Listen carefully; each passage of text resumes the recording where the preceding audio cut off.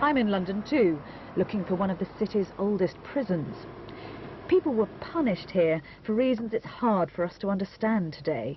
For 300 years there were prisons on this site in Clerkenwell, central London. Their main business came to be the incarceration of debtors, one of the few groups of people who were locked up for long periods of time. The debtors shared the prison with people who were just passing through, suspects awaiting trial.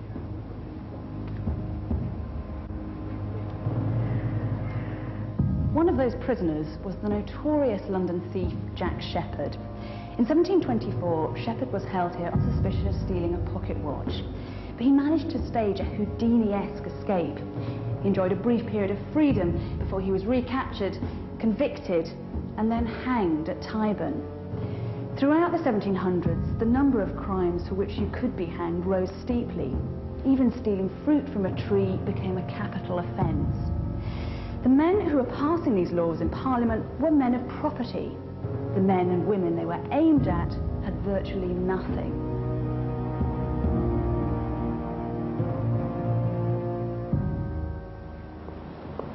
To find out more about the London hanged, I've met up with historian Ruth Paley. Ruth tells me that the best place to find individual stories is at the Guildhall Library in the City of London. This is the Old Bailey Sessions Proceedings, which is a sort of journalistic pamphlet account of the crimes and the evidence that was given in court. And so it's something that general members of the public would have just bought? Yes, so this is essentially, you know, it's your 18th century equivalent of True Crime Monthly. It comes out in small pamphlets, price fourpence, and it's sold on the streets and in various stationers' shops around London. You have to use it in a sort of back-to-front sort of way if you're looking for people who were hanged, because at the end of each session, you do get an overview of the sentences, who was sentenced to death, who was sentenced to transportation, who was sentenced to be whipped. You don't get a sense of whether those sentences were actually carried out, and that's particularly important for capital cases because not all those who were sentenced to death would actually hang. And at the end of this overview we get this little sentence here: John Guest, Thomas Smith and William Beckwith, capitally convicted last sessions, and Robert Tilling this sessions, were executed on Monday the 28th of April last. That's April 1760.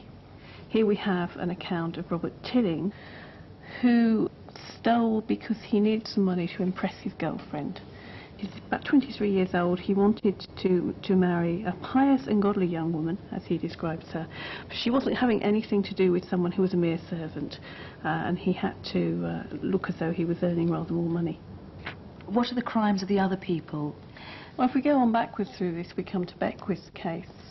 Beckwith was tried for a number of offences. The one he was convicted on was for stealing from an old couple in Hackney. He broke into the house, held the old lady up.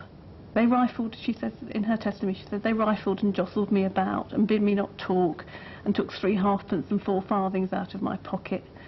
They took them and hit me a blow on the side of my head. I thought they'd beat my brains out. I said, don't use me and I'm old enough to be your grandmother. And then what's this bit in brackets?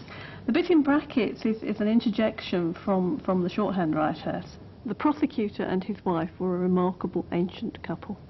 So the prosecutor is the victim in this case?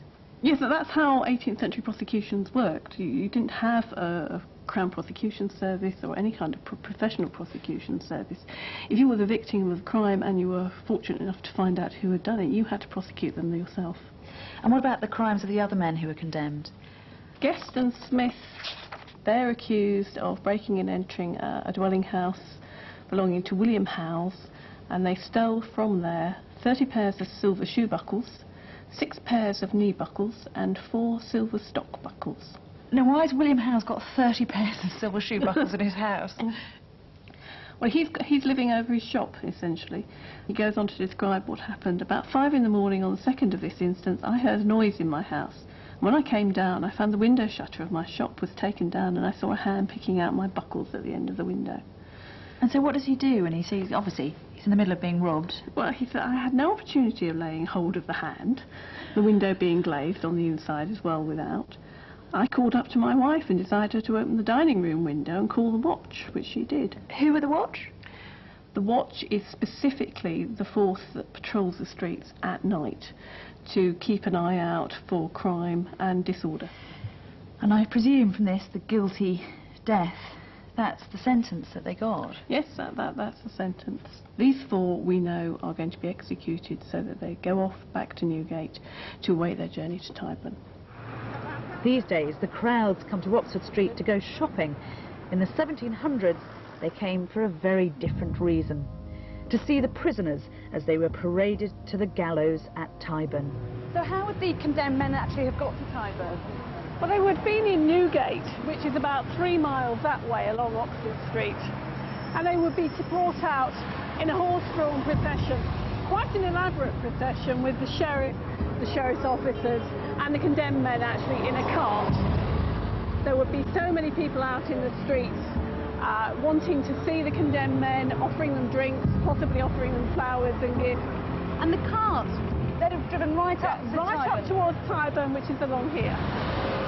So presumably in the 1760s, this would have been right on the fringes of society. This is all open fields in 1760. In fact, it's so open there were cows and everything kept here. And the lady who had a cow field here, a woman called Proctor, used to build seats and rent them out to people so they could watch the executions in comfort. And this is the site of the gallows, is it? This plaque commemorates the site of the actual gallows, Tyburn tree, the hanging tree. It's a nasty, brutal way to die. If you want to terrify your populace, this is a fairly effective way of doing it. A week after the run-of-the-mill hanging of Guest and the others, Tyburn played host to the execution of the century, when the aristocrat Earl Ferrers was hanged for murdering his bailiff. Ferrers' trial at the House of Lords in 1760 caused a sensation, and the interesting fact about the case is that the jury was made up entirely of Ferrers' fellow peers. To find out more, we went to the House of Lords Record Office to look at a scrapbook of material relating to the event. First thing you get is all the sort of subcommittee work. How are we going to do this? I mean, you know, this is going to be a very theatrical event. There are going to be not simply seating, but boxes. Do you normally have an audience at a trial? Trials are very popular, yes. People do turn out to see a good trial, but they don't turn out in the sort of numbers that require people to issue tickets. We have a ticket here. It's absolutely beautiful. It's very elaborate, isn't it? It's well in keeping with the status of the Earl. It's beautifully engraved. It's got a seal to make sure it's original, no forgeries, and it's numbered. This is ticket number 1487. They decided to allocate tickets on a sort of cut final basis. If you had your season ticket to the Lords, you get a better chance of having tickets.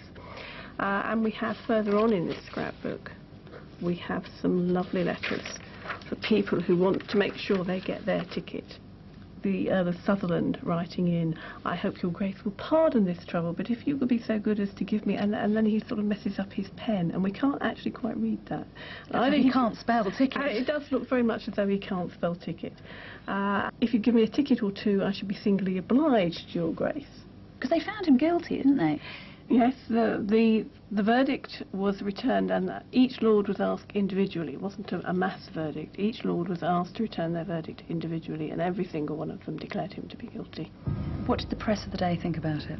Well, we have what the press of the day thought about it further on. The scrapbook has extracts which include this lovely picture, which I think is an engraving taken from a portrait which may still exist in the family. And a picture of him being hanged and as well. There's Tyburn. This is Mother Proctor's pews that we were talking about earlier on, and there he is dangling in the middle. Prosecutions had some symbolic value. A lot of mileage could be made out of the fact that Earl Ferrers, for example, was hanged in 1760 for murdering his steward, a case that's always quoted as evidence of the equality of English law in the 18th century.